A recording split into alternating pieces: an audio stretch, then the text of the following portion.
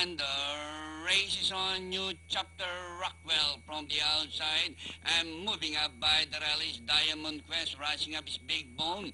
The Goose favorite is racing fifth alongside Amazing Act, and Seniority is running at the tail of the field. New chapter. Big Bone. Diamond Quest, Danori inside, Rockwell from the outside, and Dugus favorites racing from the outside, fifth Amazing Act, and Seniority. Rounding the far turn, two runners are matching the strides together.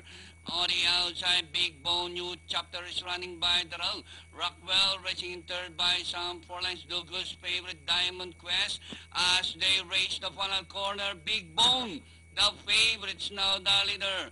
New Chapter is running by the roll and racing in third is Dugus favorite alongside Rockwell. Diamond Quest running by the roll. Seniority, and nearing the finish line, Big Bone by some 4 lengths now. Dugus favorite is running in second, and finally the favorite number 4, Big Bone.